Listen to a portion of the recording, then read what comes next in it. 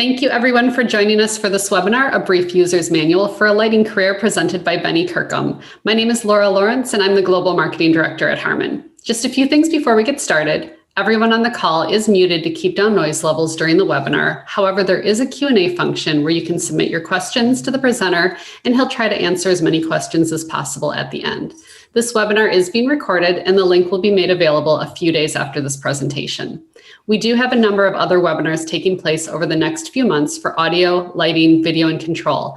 And we'd like to encourage you to take a look at the different webinars in our Learning Sessions workshop series on pro.harman.com. We're adding new sessions weekly, so watch for those on the calendar. And now I would like to introduce you to Benny Kirkham, the presenter for today's webinar. Benny has been lighting stages for the past 35 years, working as a lighting technician, director, designer, programmer, and master electrician. His work has included world tours, festivals, themed entertainment, television, film, and Broadway theater. And now I'll pass it to you, Benny. Hey, thanks a lot, Laura. Hi, everybody. I really appreciate you coming to the webinar this morning. A little bit different sort of a webinar coming from me. I'm a programmer and a designer, like Laura said. And so most of what I deal with are production issues. I deal with, load ins, load outs, and creating the actual shows that people see on stage. But today they've asked me to put together a session that talks a little bit more about the other side of things. It's when you're not on stage, how do you run the business side of one of these careers, and how do you make it work? And just figured I'd jump right into this thing, since it's been a crazy year and there's not a lot of business actually happening right now, to be honest with you. But when things get back going, and we kind of all have hope that they will, we're going to need to have a few tools in our toolkit to maybe be able to move forward and start that business. If you're in a situation where you're working as an employee, how do you move out and become a freelancer? So many people do and follow that path, that it seems like having some knowledge going into it. I've made every mistake you can possibly make going down this path. So maybe it's something I can at least share with you what not to do, but also some things to do. Now, to start out, my big disclaimer is, let me see. Why is this not working? Oh, we go. My big disclaimer: I am not a lawyer, a CPA. I'm not a bookkeeper. I'm not a financial advisor, business consultant. I'm not a therapist. I'm not an expert in any kind of state or federal laws or the tax policy of any government, local, state, federal, or international. What I'm telling you right now is just general information.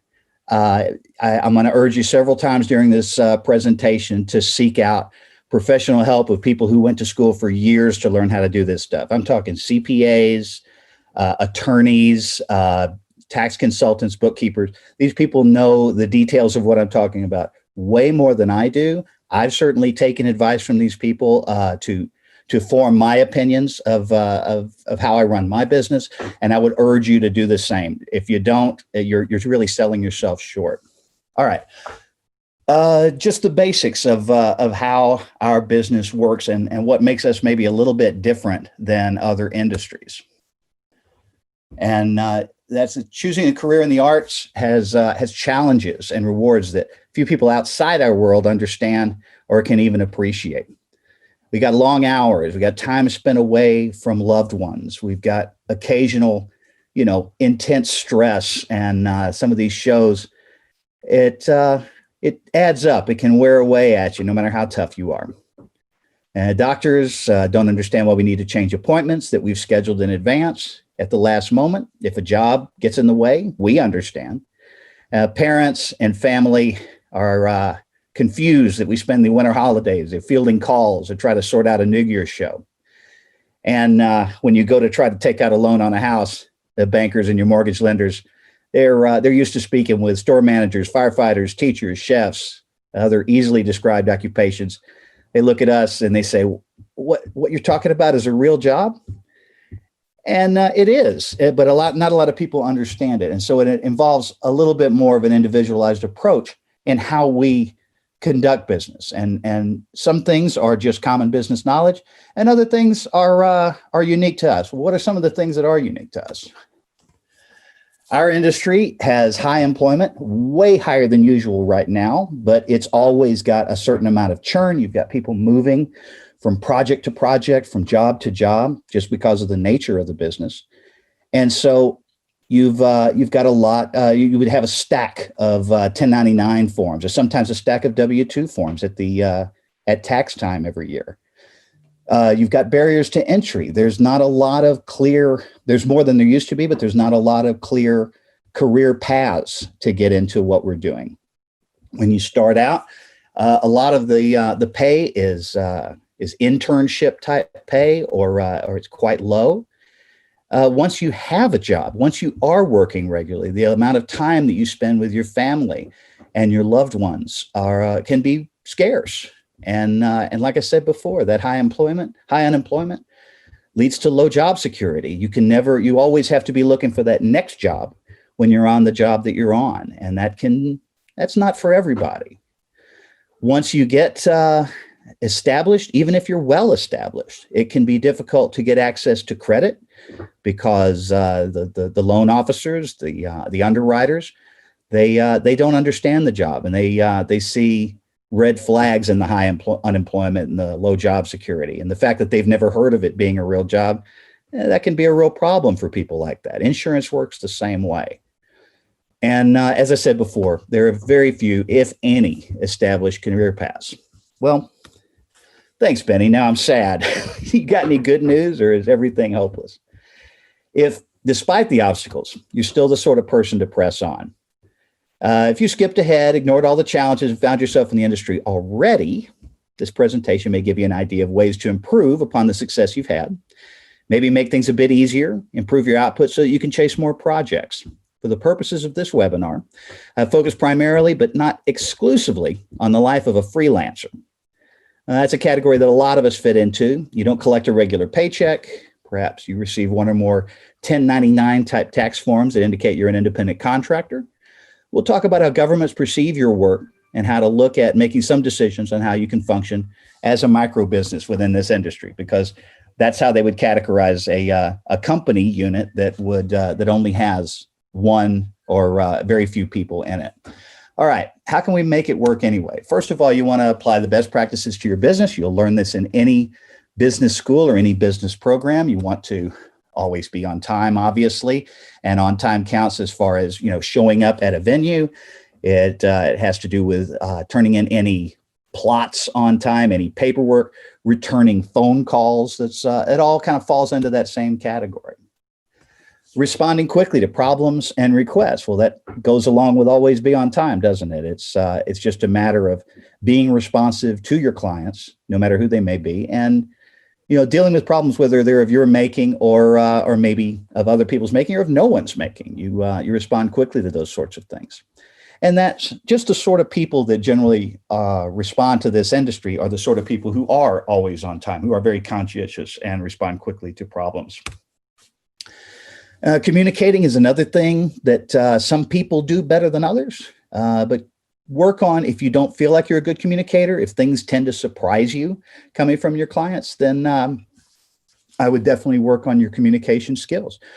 Communicate more often than you maybe think you need to would be something that's always worked for me. If I feel like things are going very smoothly in a project, my tendency is to leave well enough alone, but checking in is always a good idea, even though sometimes I have to force myself to do that a bit. And of course, this is something you'll see in any business type of presentation. Taking care of the small things makes clients feel like the big things are all taken care of already. The small things are just making sure that that cable is taped up on a truss, making sure that your plot doesn't have any glaring holes in it, that as simple a thing as the date on a plot being accurate to the version number. These are small things. They can be easily overlooked. They can be easily overlooked by a client, but they get noted, believe it or not. All right, getting a little bit more into the weeds, we're going to organize our finances and our cash flow. Biggest thing, man, separate your business finances from your personal finances. That means if you're going to start a business, that means have a separate bank account for your business. That That is square one to making sure that that you can have an organized business. If you start mixing your personal funds and your business funds, there are any number of problems that can stem from that. Some of them are governmental problems that you definitely don't want. Okay, you need to decide how you're going to bill and how you're going to pay yourself. And we'll get into that a little bit in a moment when we talk about business forms, business structures. And if you need help starting out, you're going to need to find help starting out. You know, if that's a mentor, that's great. But just like I said, you need to have some professionals in your life, particularly in areas where you're not particularly savvy. If you need a lawyer to help you draw up contracts or to help you start this business with regard to licensure or with the state, getting your permits set up, all of those sorts of things. Don't be afraid to seek them out. The cost of making mistakes in some areas can be greater than the cost of seeking out a professional to help you out. All right. In our next category, you want to take advantage of the opportunities that you have in front of you. You want to make good purchase decisions based on data and needs. We're going to get into that a little bit when we talk about owning gear and if that's going to be a part of your business that you want to make. And those decisions need to be based on not just, hey, that's the newest, coolest thing, but on some real numbers and some stuff that you might think is boring at first, but the numbers really tell you a good story about what you need to be doing. And then your tax situation, you want to make that decision of how you're going to be paying taxes and what form your business is going to take based on some real solid advice from some people who know what they're doing. And that means professionals, that means CPAs, bookkeepers, attorneys. All right. If you're starting up a company, here are some questions you need to ask yourself. What is business plan and do you need one? I bet you recognize that the answer is probably yes on that. Your client list, who are you going to be working with? Do you already have a group of clients that you work with through somebody else? And are you going to be perhaps working with those clients more directly? Or are you going to be seeking out new clients, in which case you're going to need some kind of a marketing plan? What's a fair price for your services? What's a fair price for rentals? And will this income be enough to support yourself or support a family in that case? How do you protect yourself from somebody who doesn't pay? How do you protect yourself from being sued? Do you need a company name? How do you protect that name? What about a logo? These are all questions that you're going to need answers to, and we're going to talk about a lot of this stuff coming up. Do you plan to register a domain? Do you plan to start a website? Are you going to have a social media presence? And what licenses and certifications will you need in your home state in that locality? And then also, big thing, liability, workers' compensation insurance coverage for your business. All right, to start out with this business plan, you should never start a business without a plan, and it can be loose, it can be tight. A lot of times when a business seeks initial financing, they're going to need a business plan to hand to a banker or somebody who's going to be investing in that business. In our business, as small as we are and as service-oriented as we tend to start out, they can be a bit looser, but starting without a plan invites you to get off course. Okay, right here, this may seem a little formal for just one freelancer with some contract lighting gigs, but hear me out. It never hurts to just conceive when something that seems pretty humble now may grow beyond your ability to predict at some point in the future. Why would you not want to control the growth rather than just react to growth as it happens? Bear in mind your company grows, especially if you move towards acquiring rental stock, capital. Banks are going to want a business plan for small businesses requesting the sorts of loans that it would take to purchase large amounts of equipment. A little planning now guides your growth in the future. And if it ends up increasing your income even a little, it's a good investment in time. All right, business plan. This is a good business plan will guide you through each stage of starting and managing your business. You're going to use your business plan as a roadmap for how to structure and run and grow your new business. Okay, there are forms and there are templates. The Small Business Administration is where I got this one. How you approach a business plan. There's no right and there's no wrong way to write one of these. They come in as many different forms as, say, resumes do. You start out vague early on. You fill in the blanks, and then you can fill in and make it more detailed as these answers present themselves to you. All right, let's get right into this template because I don't want to bore you just talking. First of all, you're going to want to list your vendor. This is from the SBA. I'll show you a version that's a little bit more directed at our industry in a moment. But first, you want to list any vendors, strategic partners, people who are going to be helping you run your business. And then list the ways that you have a competitive advantage. Maybe you have some particular training. Perhaps you have some particular software even that's going to give you a leg up over your competitors. Maybe you are an ace at Unreal Engine, which seems to be the hot thing right now. List any resource you're going to leverage to create value for your company. And those resources are also, they're human resources, they're solid resources, like the equipment that you may have or the software, as I said before, that you may have. And also there are ways that you can leverage the fact that you may be a veteran, the fact that you may be a woman, a Native American. It's all that information is findable on the Small Business Administration website. You're going to make a statement about the unique value that your company brings to market. You describe how clients interact with your business, pre-production, on-site, remote, in-person, that sort of thing. And that's the sort of thing that a banker wouldn't automatically understand about our business, is how we interact with clients. They don't walk through a door with a bell that rings over the door when they come to visit us. It's all done a lot through networking, and they may not initially understand it, but explaining it to them brings you a little bit closer to that banker understanding your position. Okay, you want to be specific when you name your target market. Are you doing previs for corporate shows in the Midwest? Are you doing programming and design for video projects on the West Coast? What market specifically are you serving? And multiple markets counts too. And you want to describe how you're going to be communicating with clients and potential clients. There are usually several channels in our industry. You got trade shows, you got in-person networking, you got social media. And a lot of that, like I said before, and everybody here knows that, it's in-person networking in our industry. That's a huge driver of additional business. And then you're going to want to describe your strategy to pull the most value for the cost your company will incur. You want to make more money than your expenses. And we're going to get deep into that in a moment. And then revenue streams. How do you actually make money? Are you selling services? Are you renting equipment? That sort of thing. All right, moving to something that's a little bit easier to read. I created a little fake company here called Making Light. And let's see, have I got my laser pointer here?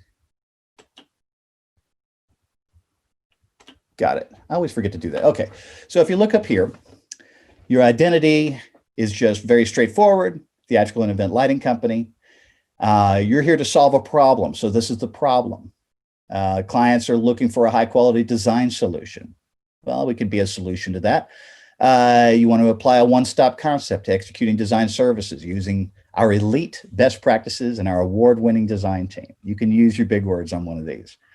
Your target market. The target market seems obvious to us. It won't seem obvious to the people who are reading this. So list it out. A lot of these folks, like I said earlier on, they don't understand exactly what our job is and how all-encompassing it is, the sorts of people we deal with, the breadth of services that we offer. Our competition is very similar in our structure and capability. So if you look over there, our revenue streams, here is what our revenue stream is going to look like. And you see, you go section by section. And if you want to, when this becomes a YouTube, you can pause and kind of take a look at how I approach this and think of different ways that you may approach it based on your personal situation. All right. So how do we get word out other than networking in our business. I made a little chart here based on some information from our friend Brad Schiller, who is with Martin. And I'm going to apologize for it right now because I got the name of his book wrong. The name of his book is Living the Lighting Life. And I have put the name of his book down as That Lighting Life because I am a terrible person and a terrible friend. I even promised him that I would change it and I'd never remembered to. So just bear that in mind as you look at this. How do we promote ourselves in our industry? Well, the biggest one, no surprise, is word of mouth right here. 31% of people use word of mouth. Some of these slices of the pie are also going to be multiple things. So you may use word of mouth and social media, but this is just down to what, say, 1,000 people, if they were asked, what percent would say that they did this and this and this, if you had a list and you could select more than one. Website is a big thing. A lot of us have websites. They're not particularly difficult to put together anymore. There are a lot of website templates out there if you did a little bit of searching. Our industry, unlike a lot of others, relies less on introducing yourself to a bunch of complete strangers. It's rare to see a completely unknown person walk into our world and they need to tell us their story in a marketing sense. Our industry has always been built on personal connections. Your colleagues are people who are known to you, people who are selected for a project because, they've had success in past shows. Often a client will put together a team that remains largely cohesive. Project after project, you've got a master electrician, a programmer, we're talking just a lighting team right now, a designer or a series of designers, series of programmers on very large shows. And those teams will work on project after project. Those kind of repeat clients are obviously very valuable to have. Over time, new long-term projects come along, other long-term projects go away. That process of inquiring and networking to pursue new business, it never ends because those projects have a certain amount of churn to them. You hold a show for years and then through no fault of your own or anyone else's, that show goes to another vendor. And maybe you have another show that had just started developing a relationship with a client the year before. Well, that show becomes your yearly show that you count on. But that process of inquiring about new shows and networking to pursue new business, it never really ends. Now, just going through a couple of these, obviously word of mouth is the biggest. Reputation is so valued in our business, and word of mouth, obviously the most authentic type of advertising that you're going to have if somebody gives a personal testimonial for you. Let's see, one thing over here, business cards. You don't think about them much anymore because they almost seem antiquated, but they're inexpensive and they're tactile. You can touch them. If you look at it this way, I've probably given out 100 cards for every one callback I've ever gotten. And that sounds like a rotten return. But if that one callback gets me one day of on-site work on a project and an introduction to a new client, that's a huge return on investment. You look at the price of 1,000 business cards compared to the day rate you can get from one day, huge return. So think about it that way because, even though they seem super old-fashioned, when I started putting this thing together and I looked at what the numbers came out to, I was actually surprised at what the return on business cards are. All right, portfolio review up here at this little slice. I inquired with my friend, Jimmy Lawler, because I've never had to do a portfolio review in my life. It's mostly it's largely academic and theater practice, but it's very, very important for people at the beginning of their careers if they're working as designers in those areas. What they've put together, a body of professional work, solid website is where they transition to, a lot of those sorts of designers. And shout out to my friend Jimmy Lawler who helped me be educated on that. Okay, and then moving on to another thing, we talked about confirming terms and making sure that you and your clients all understand what the parameters of the show are, and we'll talk about that here. And that's another pie chart and another misnamed Brad Schiller book. You see several methods coming to an agreement on terms of service. I've personally probably used all of these, and many of you have as well. They all represent one thing. They represent the meeting of the minds, the agreement to a set of terms, a set of rules, that whatever project or endeavor you're trying to accomplish, it requires. If the paperwork of the agreement is created by the client, it's easy. You read carefully. You make sure you understand what you're reading. Get help from somebody who does understand if you don't, because some of them are written in some fairly opaque language. If you're the one creating the document, the thing you need to be thinking about is this. Does my agreement fully describe all of the material terms of what this project is going to be with no ambiguity? And that makes an agreement binding. And if you have a question of whether an agreement is binding, you should definitely seek out legal advice. I have to say, very, very important, especially if you're creating your own contract, to have a professional review those contract documents. A professional attorney will make sure the document clearly expresses the terms you intend. They may even suggest, additional things that you might want to include. The cost of legal review of a contract, if you're creating one, is really minimal compared to what it could cost you if there's a dispute and you need to have a judge involved in this. And just taking a look at this chart, everything's pretty straightforward. An email is quite often what you'll get describing the terms of the agreement. A verbal agreement is also a sort of thing where, show up at this time and it's going to be this many days and here's the rate. A lot of times you'll get a contract from a client. A letter of agreement is another form of written agreement, and the rules on those vary a bit from state to state. But that's pretty much the confirmation in terms of how we do it. And then, finally here in our charts is a business insurance. This is just the state of where we are, how we do business. After discussion about lawyers, we want to talk about insurance a little bit. That's not by accident. Clients, particularly clients who have projects and permanent installs, and in the corporate show market is another big place. They're increasingly insisting that all the subcontractors and anybody who's not an employee of themselves or a vendor, not an employee of your client, or and vendors count as this as well, you got to provide liability insurance. You got to provide proof of insurance. A certificate of insurance is what it's called.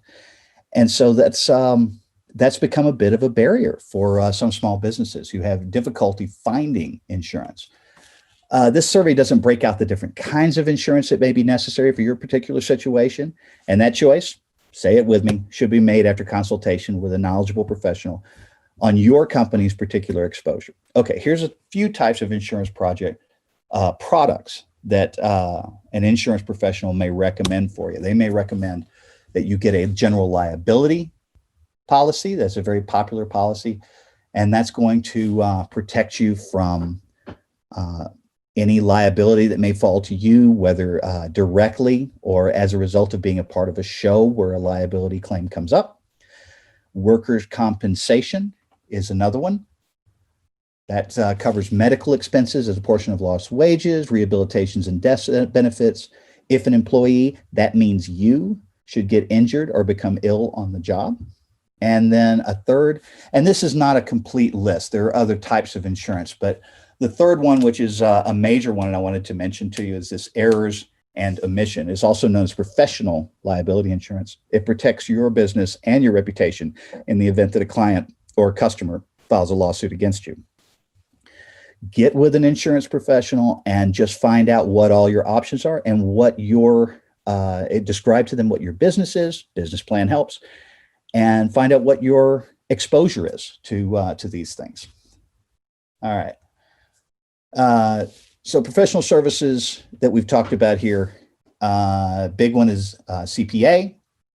They can set up your taxes. Lawyer over here, CPA also does business structure and helps you navigate those waters.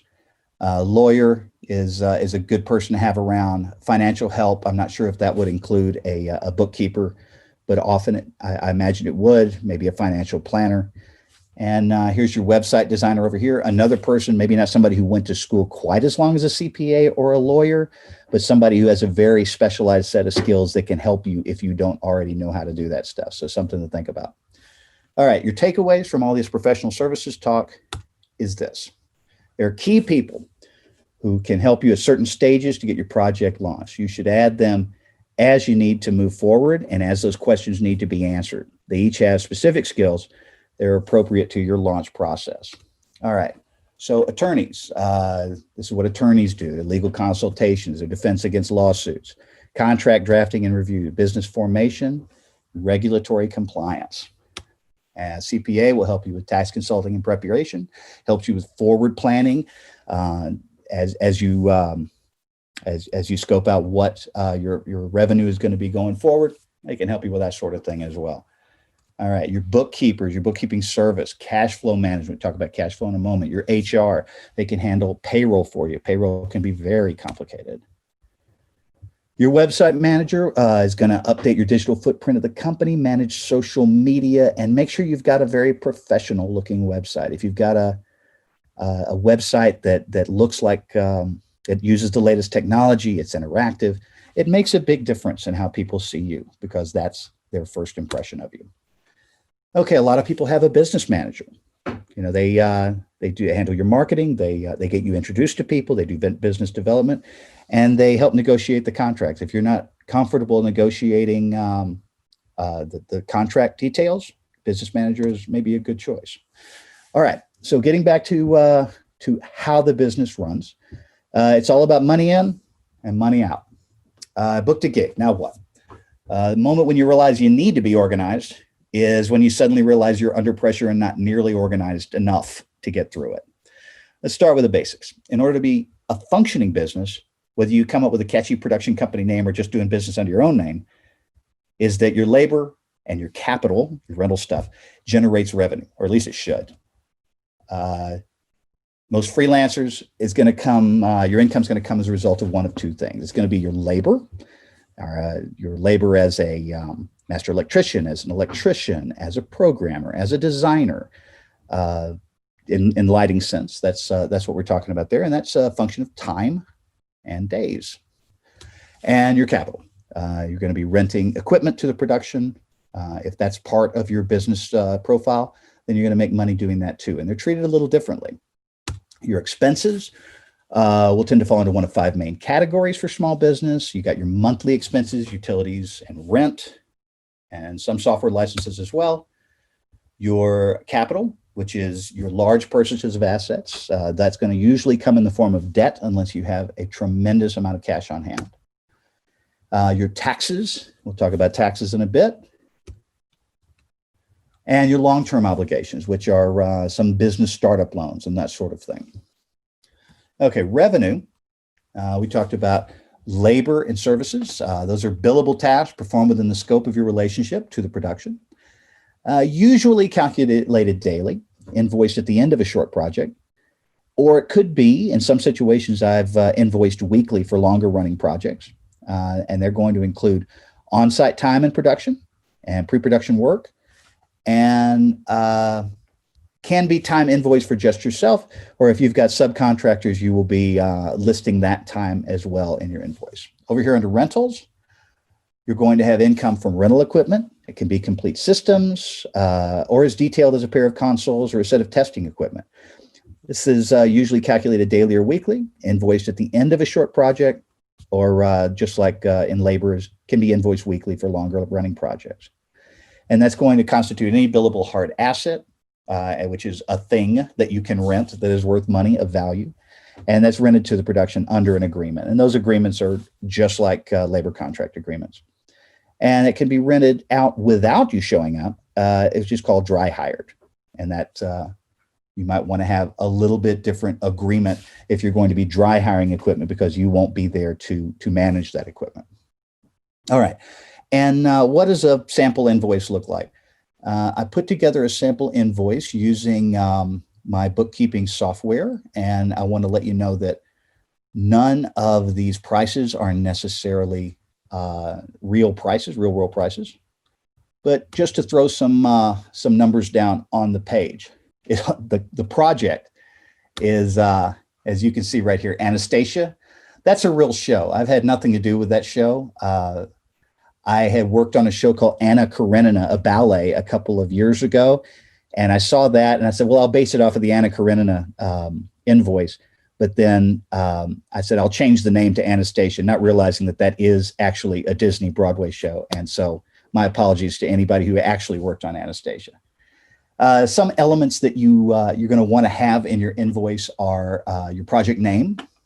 You want to up here, you might have a logo. I blacked out logos and addresses and things just to take those things out of the mix. But you want to have your contact name here, which is usually to the attention of your direct contact with the client, and then their address and their phone number all in here. You've got an invoice number. You've got the date that the invoice is placed, and then you've got the due date, and that's going to come into play here in just a moment. And then every item, this is an item for labor here. You have a quantity, and so each unit is here. You multiply it out, and the grand total is over here. You can do this on an Excel spreadsheet. I've chosen to use a bookkeeping software. It makes my life so much simpler because it keeps track of invoices. It takes those invoices and balances my company books between the expenses that my company incurs and the money that it brings in. And wouldn't I love to have big invoices like this year? I think we all would. All right, so that is just a quick discussion of revenue. Your expenses, I put into a bit of a grid here, and it may be confusing. I'll see if I can work this out for you. These are some of the largest expenses that you may incur, or at least some sample expenses you may incur.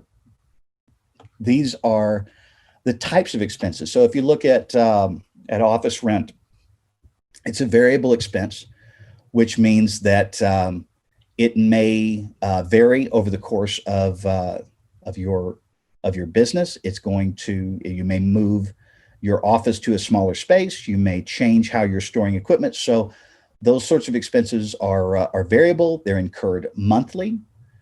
In some cases, it can have a tax impact, and you probably want to consult with someone on that.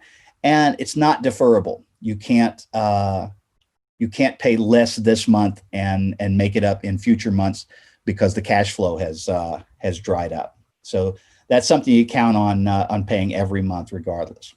Your travel, usually travel to project sites, is variable.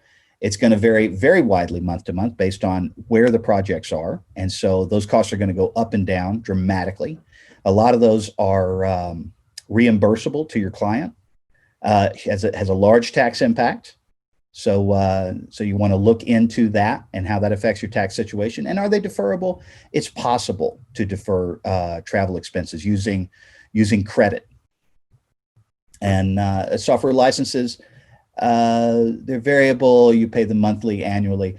This just breaks down how different expenses, how they impact you. And without going through each and every one in detail, you could come back perhaps during the YouTube and take a look at those in more detail.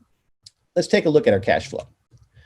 Okay, in our pretend company, we're looking at projected revenue. Projected revenue, we've got a project January 1st to 15th. It's a corporate show. We're going to make $16,000 off of it. February 10th to 20th, concert tour rehearsals, we'll make $8,000 off of it. These is going to represent a little bit different daily rate between these things. February 23rd to March 5th, it's a trade show. We're planning on getting a lot of overtime. We're going to get $12,000 off of that, and so forth and so on through these shows. Okay, our expenses. Rent is $6,000, due on the 1st, every month, January to June. So you can count on that expense. January to June 2021, the debt service on, say, an SBA loan is going to be due on the 15th. And these expenses line up. Some of these things are monthly. Some of I think everyone I put in here is a monthly expense. Well, let's see how that plays out. We've got what's called net 30, which is the way a lot of contracts are paid off. That means from the moment that they receive your invoice, They look at the due date on that invoice as being 30 days in the future from the moment they receive the invoice. How does that play out? So our January 15th invoice that we placed in the previous slide, when are we going to get paid for that? Well, you're not going to get paid for that until way down here on February 15th. Well, all of this space in between, there are bills coming due during all of this. And so you're not going to see this money until then. Excuse me. The project that ends over here in late February, you're not going to see that until late March. Well, you've just gotten this money, which pays off these bills, and you're not going to see the money from this project until here. And so you get into a situation where cash flowing in doesn't necessarily match cash flowing out.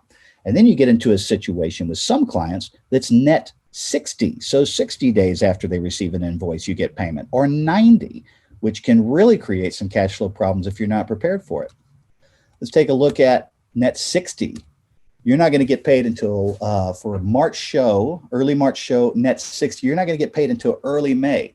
Look at all this time down here, and especially if that's a long-term show where it takes you a couple of weeks to finish. You're doing a lot of work and not seeing a lot of money until much later. And so that's something you think about. To look at this in a little bit different kind of chart that references those shows I was telling you about earlier, the white number is how much cash we have on hand. The red is when those expenses hit. So every time you see a red, your white line drops down. If we started this company at the beginning of the year with $10,000, or that was our carry forward from the previous year, every time those expenses hit, we drop. We actually drop below zero funds here. And that's a real problem. You have to deal with that problem through having a certain amount of credit to be able to manage cash flow. And then where you see this green, we get paid. We're getting paid mid-February for this show you finished here in mid-January.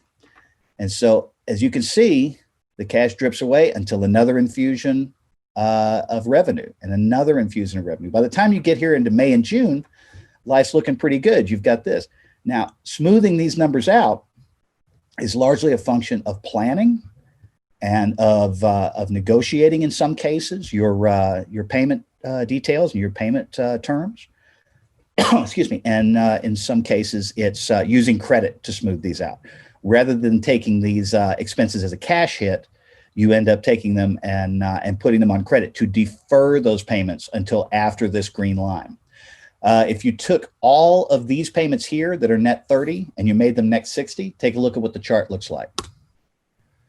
Much worse, because now your January show, which did pay off mid-February, is now paying off mid-March. And you see you can get into a very deep hole.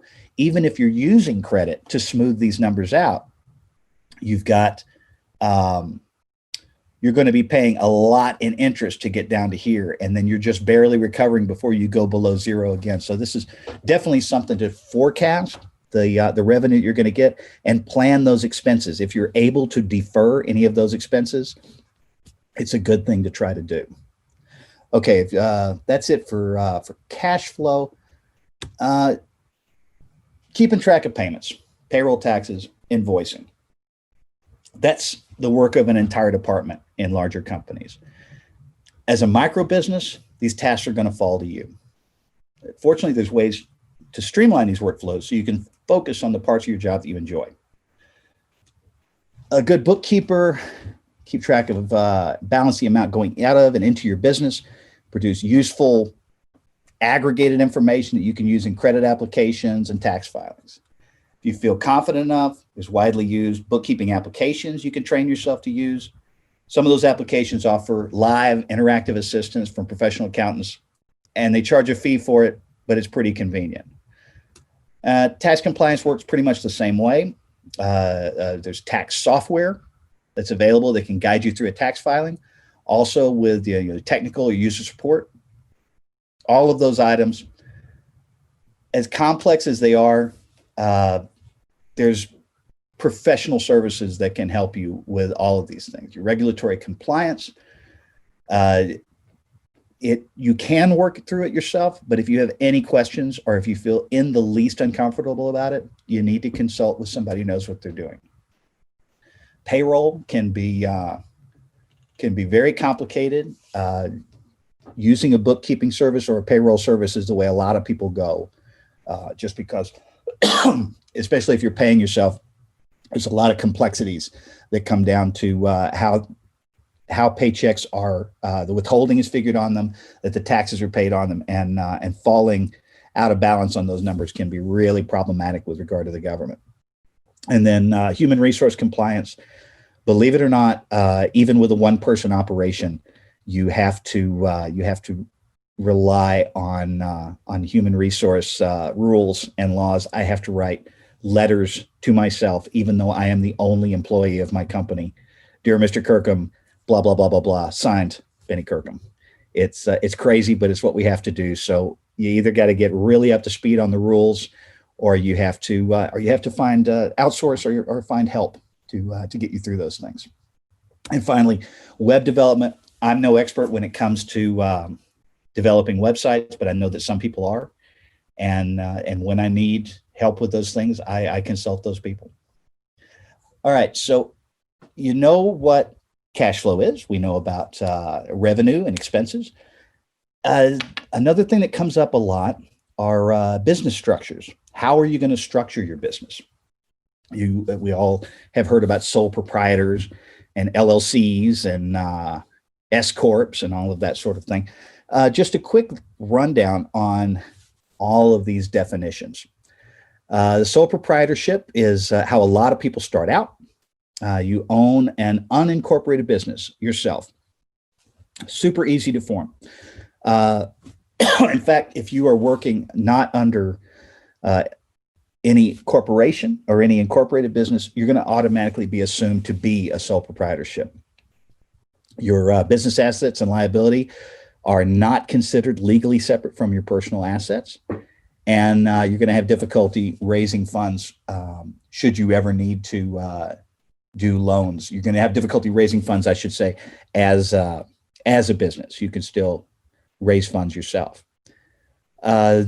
Partnership, which a few people in our industry have, a lot of design partnerships exist. It's two or more people with a joint ownership. There are liability limitations depending on the partnership structure. You could do a little bit of research on that. And all profits from a partnership pass through to the owner's personal tax returns. And pass through is a buzzword that we learned a lot about with the last tax bill that went through in 2017. And I've got a chart to show you how that works and coming up next. But the quick version is all of the profits they go through the company and become considered personal income of the owners of the company. The corporation itself is not considered to be an entity that earns money for itself.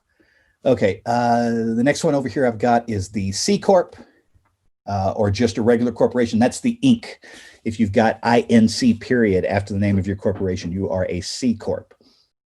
They are a separate entity from the owners. They can be separately taxed. They do separately earn money themselves, and they can be held legally liable. So they are an entity in and of themselves. They're like almost considered a person under the law, a corporation is. And they have the strongest liability shield between the corporation and the people who own it. And they are most complicated to set up. Okay, an S Corp is similar to a corporation. It is an incorporated entity. It does have a pass-through, so that the individuals are considered to have all the profits on that. One limitation that not a lot of people know about is that all the shareholders of an S corporation have to be U.S. citizens. I didn't know that before I started researching this. And then there is some special paperwork you have to file with the IRS to get S Corp status under taxation and business organization. All right, and then finally the LLC. A lot of us are LLCs. Those are created by states. Those are not a federal type of creation. They profits and losses once again pass through to the owners, and the members are considered self-employed. They have to file taxes as sole proprietors. So this right here, tax-wise, the limited liability company is considered the word is a disregarded entity. So it is disregarded when it comes to taxation. The profits and losses are going to pass through, and so you get treated like this for taxes unless you elect to file taxes as one of these other forms. I think you can elect to file as an S corporation. You can elect to file. You may be able to elect to file as a corporation. I admit I'm not really sure on that one, but that is a way that a lot of people go. And once again, I'm going to urge you to seek some really smart professional help to guide you in which sort of business structures you're going to choose for your particular business. Excuse me, Benny, Okay. real quick. Benny, excuse me. You've got a thing on your screen. You might want to turn on your other screen. Oh, Your visible? break time. I can't get rid of it. I just wanted to let you know. Oh, thanks, man. All right. There you go. Thank I you. appreciate it. I didn't realize that was visible. Okay. I told you I'd get back to pass-through. Here's what pass-through does. It's you've got the revenue coming into the entity, what you're calling your company. That company is not considered an entity that can pay taxes according to the federal government. If it's one of those structures, it doesn't. Your wages are paid directly to the employees out of the company, regardless of their ownership. The income, unlike income taxes, payroll taxes are paid by the company, and they come to you or to your employees. And then tax liabilities, your profit, which is your net income after you take out all of your expenses, including wages, those profits will pass through to strictly the shareholders of the company, not necessarily employees, but shareholders, and those won't be separately taxed. And then the owners aggregately, they pay taxes on profits and wages separately. So you're paying payroll taxes on wages through the company, and you're paying taxes on the profits of the company individually as shareholders of the company. Okay. Benny, I'm sorry, Benny, it's back again. Oh my gosh, this thing not go away. I really want you to take a break, I guess. I wish I'd never installed this. Yeah, there you go. All right. If it comes up again, let me know. Okay. So sole proprietor is the most common part.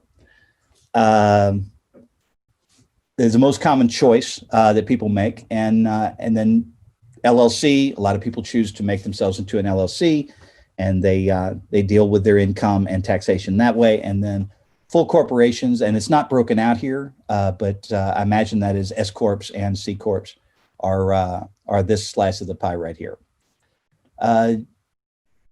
LLC is a bit of a chameleon, as I said, since the setup of an LLC is defined by state law and not by federal law. There's a certain amount of flexibility how an LLC is regarded by the feds, the IRS in particular. An LLC can elect under some circumstances to be taxed as a partnership or as an S or C corporation. I guess I did do that research with all the advantages that come with those structures.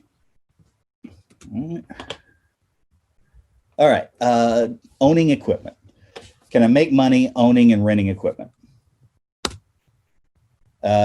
What is the stability of your client base? Do you have people who are going to be willing to rent it from you? That's a big question to ask yourself. What is the monthly cost of owning the equipment? And that's not just what you're paying on the note for it, but it's also what does it cost to store it? What does it cost in maintenance costs? Those sorts of things are big considerations. A lot of people end up spending more for those sorts of expenses than they expect to. And just going along with that, what the potential outflow of funds linked to the equipment, overhead, and debt, service, and maintenance. You're going to want to recoup 2.5 to 3.5 of the purchase price of any equipment per week, conservatively. And that's depending on the expected lifespan of the equipment. So over 2.5 to 3.5%, and you think, well, okay, 2.5% in, what is that, in 40 weeks of renting this thing, I'm going to be set. I'll have the thing paid off. But That's only going to be the case if you have no expenses and in 40 weeks, you have 40 straight weeks of rental. Not usually the case. Let's take a look at a 100 to 130 week payoff on that loan. And of course, controlling maintenance costs can make the difference in profitability on that. Let's take a look at just an example of a piece of equipment that costs $40,000 and all of the numbers that you're going to be dealing with to make that work. Okay, we got a $40,000 purchase. You've taken out a bank loan at 7.5%.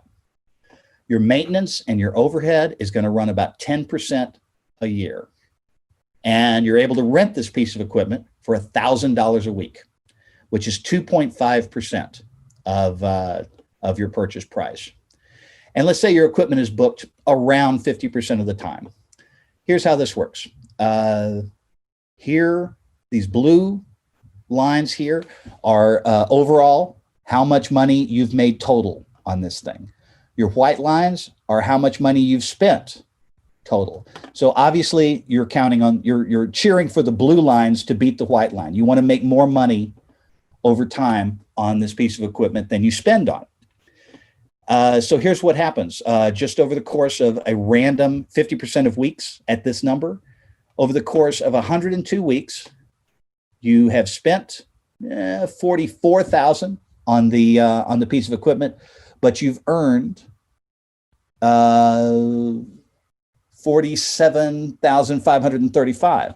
So you've turned a small profit on it. You've turned a profit of 4.4%, what they call return on assets, using these numbers as a guide. And these are random numbers, not random numbers, but these are just hypothetical numbers. 5% return on asset is considered a good return. Some of the factors you got to think about are your storage costs on overhead, your insurance that you'd have to pay against loss or damage on these things, which you should definitely look into if you've got expensive equipment and you want to insure against theft, against water damage, against any damage that could happen on on site, loss of use. Spare parts and labor is another overhead cost that people fail to take into account sometimes. And subrentals. If your equipment is in the shop and you have a gig to take care of, you're going to need to rent from somebody else to make sure that client is taken care of. You're going to account for demand. Demand can vary a lot. In some markets, I'm in Las Vegas, seasonal demand is huge. It varies so much that some parts of the year, nobody's got equipment. In some parts of the year, the warehouses here are full. And so your utilization of your equipment is going to spike and dip pretty dramatically at times. And then your pricing is going to be flexible. You're going to want your pricing to be a little flexible to keep that business, to keep revenue coming in, even if it's at a little bit lower level than that 2.5 to 3.5%. You want to be thorough calculating your overhead. You want to make sure you account for storage and those sorts of hidden costs. And you definitely want to take a look at insurance. Okay, what's going to happen if we take that same hypothetical piece of gear and we bump up our rental price? If the market will bear us bumping up our rental price, even 10%, well, it's going to look like this. All other numbers are the same, $40,000 purchase, maintenance overhead 10% a year, but you bump the rental price up $100, just $100 a week. A number that probably can be negotiated maybe half of the time.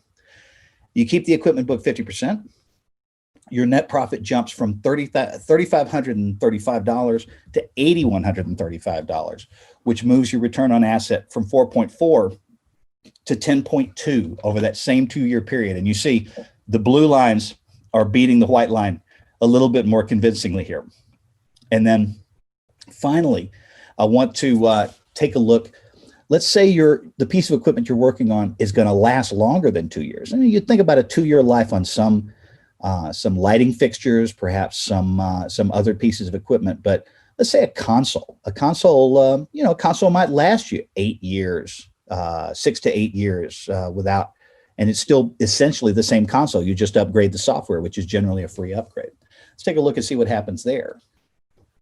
Well, this is what we saw before, where the line comes up and blue beats it out by a little bit. But once your costs level off after you pay off the piece of equipment, that longer lifespan really works in your favor.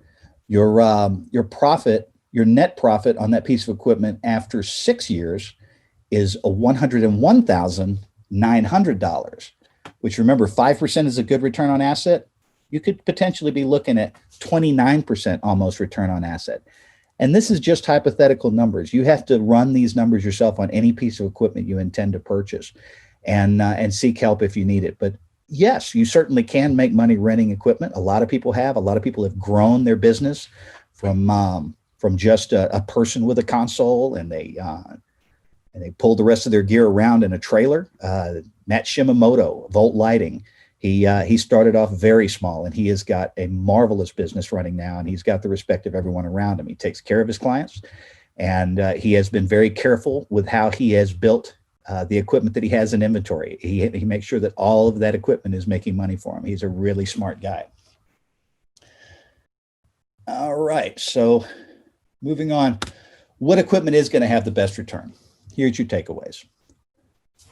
You consider the lifespan of the piece of equipment. The longer you can rent it, the more revenue it's going to generate after your initial costs are paid off. Once you paid the thing off, you're making a lot bigger margin on it. Your overhead costs, your utilization, those are the key to any capital purchase decision. You look at what some of those hidden costs are, and you look at how much you really can realistically keep that gear working. And then controlling those maintenance costs can make the difference in your profitability. Now, last thing I want to talk to you on this is your changes in technology, and one in particular is the shift over to LED lighting.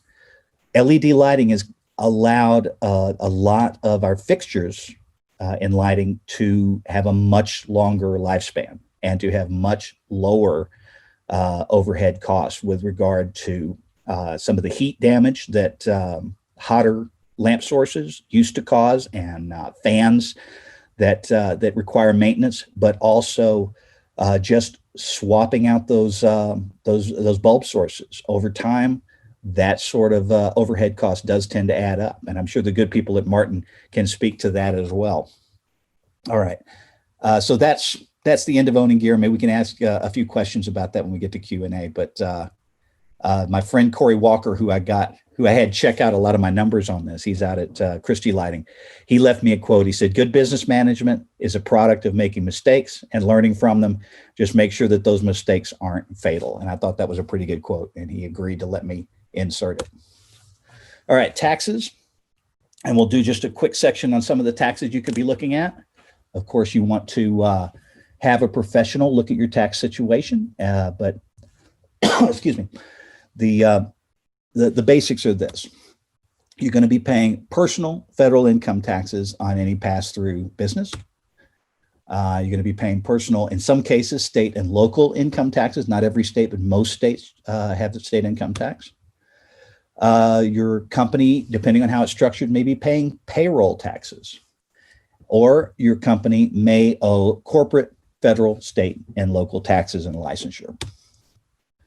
In some cases, your rental equipment or any office space that you own will also incur property taxes. And then if you actually sell things, let's say that your company, in addition to renting gear, sells gel, sells fog juice, sells gaff tape. Anything that's a sale, sales taxes can also be incurred by you in some cases. Sales taxes can become very complicated, so you should definitely do your research on those. Use taxes are the opposite of sales taxes. Use taxes come in when a company purchases an item tax-free in another state and then brings it in for use in their state. All right, your self-employment taxes. Self-employment taxes are something that most sole proprietors are going to be very familiar with. It is the taxes that you pay from your income on a Schedule C IRS form. If your net earnings are greater than $400 and you're working at a job that does not withhold Social Security and Medicare, you're going to have to pay self-employment taxes, which are really Social Security taxes. There are specific exceptions for some member of the clergy, probably doesn't apply to a lot of production people. And if you have employees, including if you yourself are a W-2 employee of your company, you're going to owe other sorts of employment taxes, Social Security and Medicare taxes, federal income taxes, and your FUTA, federal unemployment taxes. You can streamline these processes, as I said earlier, by enrolling enlisting a payroll company. There are entire companies that do nothing but handle payroll for small businesses. Payroll, at least to me, and I'm no dummy when it comes to this stuff, payroll's hard. If you have employees, even if your only employee is yourself, and you choose to pay yourself with a regular paycheck, which has advantages, you should check out some of these services. You don't have to buy them, but at least look at them as an option. Depending on the service, they can print paychecks for you on your behalf. They can manage withholding. They can make the employment and FUTA tax payments. They can make those electronically and on schedule, and deliver your end of the year tax forms to you as well. The fee is usually per employee to some degree. It can be pretty reasonable for a small business because it's per employee. It's your choice, but it's worth looking into it.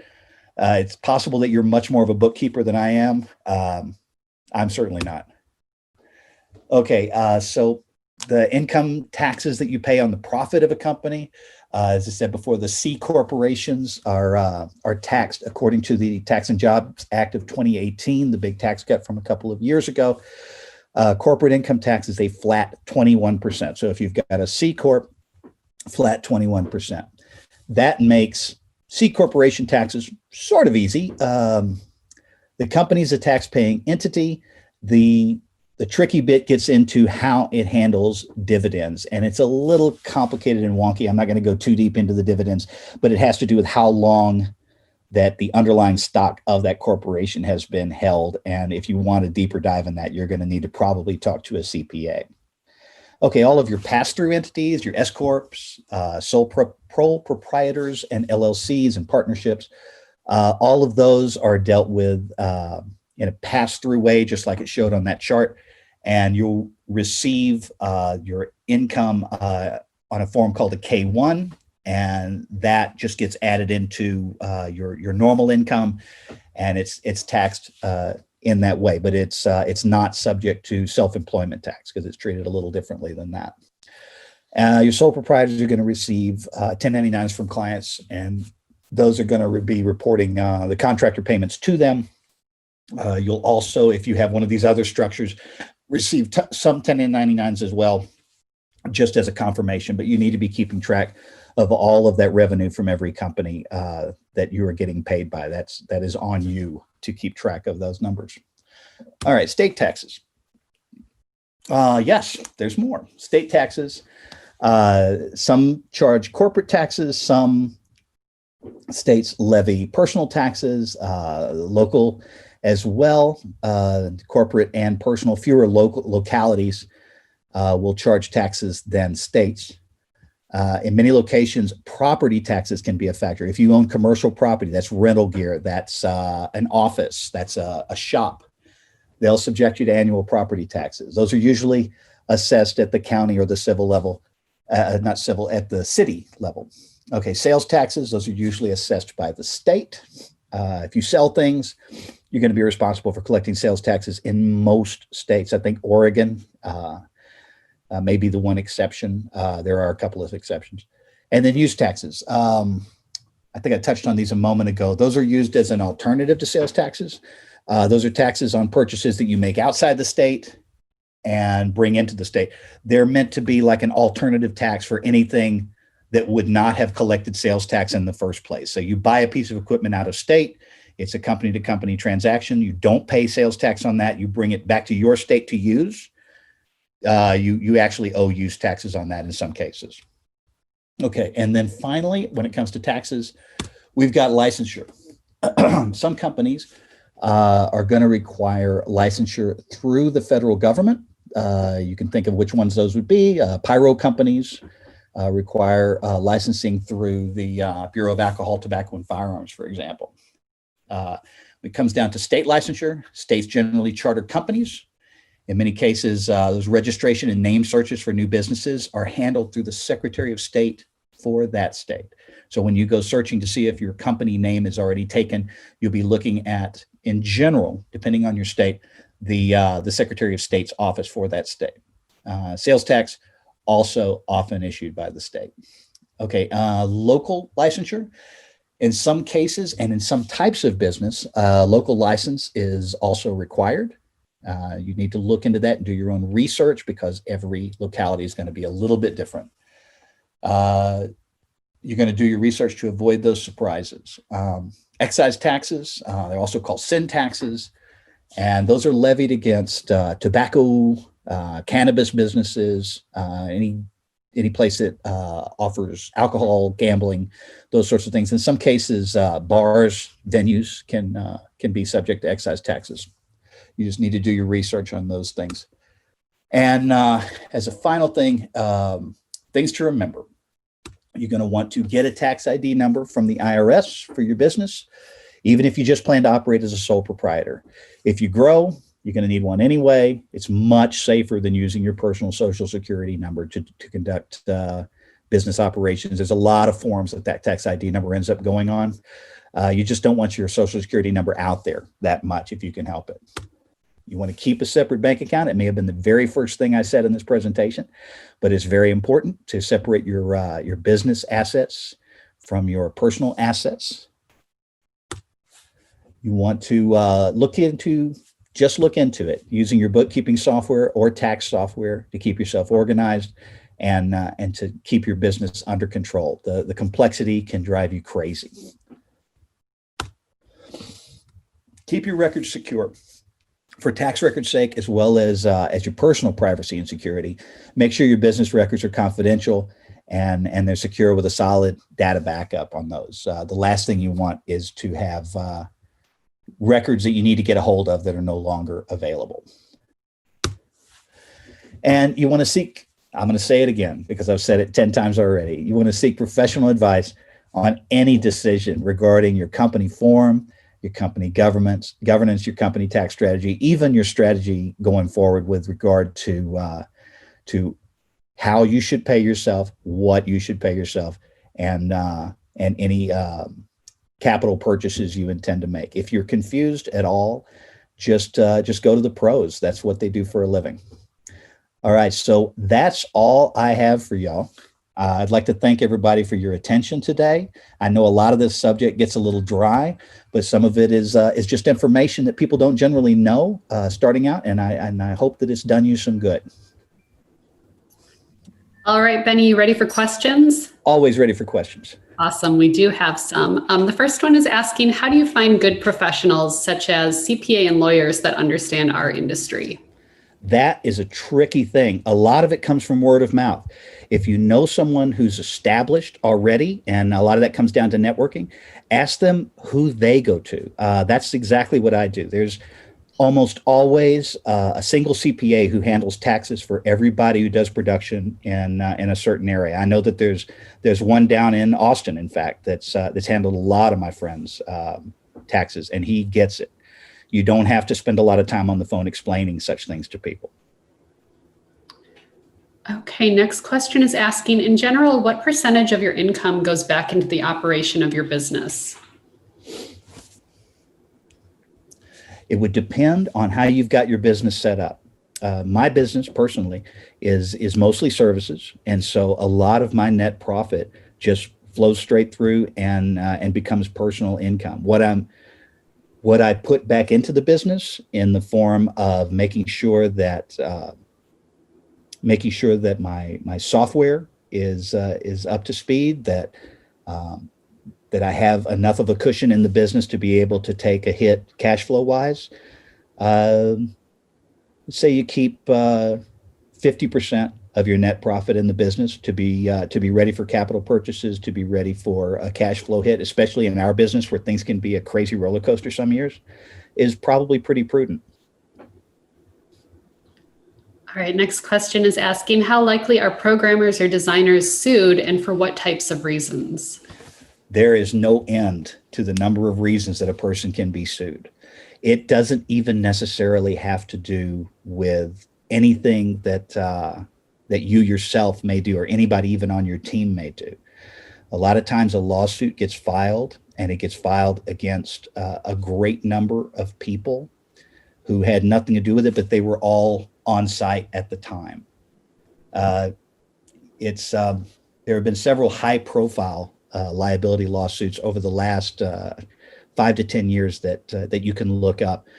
One of them was the Sugarland tragedy that happened at the State Fair in Indiana, maybe, and that was a case where the lawsuits were broader than you would have imagined, as far as the number of people who were subject to depositions and named in that suit. So having liability protection protects you, even if the problem cannot be directly traced to you, just as a shield. All right, next question. Does owning a console help someone get more programming or design gigs? Well, it depends. It depends a lot on the market that you work in, and it depends on just how you plan on marketing yourself. Think about who you're competing against. If you are in a long-term project where you are where the equipment is built into the system, and you can come in and charge what's called a kit fee out on the West Coast, where I'll come in and I'll bring my consoles for X amount of money, then maybe you can negotiate that. If you're coming into a tour, maybe it's a different situation. You've got a vendor who's willing to be much more flexible on price, is able to be much more flexible on price than you as a small operator can be. Well, you might not get the rental at that point. You just have to look at your personal situation to see if with your market and with your clients, you can make that deal work. And then you kind of price your utilizations based on that. All right, next question. I am 2 years into working as a freelance technician. When is a good time in my career to set up a business versus just operating as myself? I think right away is a good time to set up a business myself. I'd suggest setting up an appointment with a CPA. It's a relatively minor cost compared to the amount of money that you could save going forward, and start looking into what the step-by-step process is in your state to make that transition. Because having the additional protection, yeah, Brad, I see it. Having that additional protection and having the ability to pay yourself, the improved tax situation. There's a lot of advantages if you're set up correctly and if your situation is appropriate for it. I would say as soon as you can, at least look into it and see if it pencils out for you. All right, the next question is asking if you can explain your hat choice. Is there a story there and the first time you decided to wear it? That's got to be somebody who knows me. I've worn a hat for years because I have long hair, and as I've gotten older, it's become more broom-like, and it falls into my face, and if it touches my nose, it makes me crazy. I start doing this. So that's the point of the hat. And I just like green. All right, next question. How do you think the industry might change in regard to banking practices and such due to COVID when trying to secure financing and loans to start a production company? That's a good question. As far as banking practices, they're looking, just like insurance companies, they're looking at risk. And the risk, we're looking at risks for our business that we never recognized existed as little as a year ago, that we could shut down an entire industry. Excuse me. We could shut down an entire industry for, 8 months and counting now. This is unprecedented. I'm not really sure what is going to convince banks to start lending to our business again. I think it's going to be proven income. And the fact that if we get a vaccine, if things start moving forward again, if we start being able to have large gatherings again, these are all questions that I think everybody wants to answer right now. We don't have any clear answers just yet. Yeah, very true. Next question. How would one go about getting a signed copy of Living the Lighting Life and the Automated Lighting Programmer's Handbook as well? I'll pass that off to Brad. Thanks, Benny. Both of my books are available on Amazon and other online retailers, so easy to find. And then when we can all get together again, I would be happy to sign your copy. Just bring it to a Martin Roadshow or a trade show or somewhere where I'm at. Happy to sign it. Thanks, Brad. Sure. A couple more questions. How often do you do a deal memo or contract versus a gentleman's agreement? And how do you decide which is best for the situation? I'm more likely to want paperwork from a client I've never worked with before. That's really what it comes down to. I would be shocked if anybody that I work with regularly were to not come through. You worry more about non-payment than it's an actual problem. I've been doing shows for 35 years now. I've been independent for over 20 years now, and I have lost exactly 2 days to non-payment over that amount of time. So it's really not, or at least maybe I'm just that lucky, but it hasn't been as big of a problem as I had ever thought that it was going to be. If there are complicated things that need to be agreed to, some insurance that needs to be produced, or the payment schedule is really complicated and you just want to avoid human error and misunderstandings, that's more the reason that you'd want to have something on paper than thinking that somebody's going to run off in the night and not pay you. This is a small industry. We all know what each other is doing, and I just don't see a lot of clients trying to rob people of their labor. It happens. I'm sure it happens. And I've heard of it happening, but it's not real common. It really isn't. Reputation means a lot. All right. We have one final question here. In running your business, how often do you take a break? When the phone doesn't ring. I've been taking quite a long one this year. I always have been a big believer in you've got to take the shows while you got them, because you never know when you're going to have a dry year. And that doesn't mean that I never take vacations, but I schedule those vacations out and block off those days. And then I don't take shows during that time, but any other time I'll generally take any work that comes down the line, because I like to take care of my clients. Excellent. Well, thank you so much, Benny. It's always a pleasure having you present with us. We truly appreciate it. Oh, it's my pleasure. Wonderful.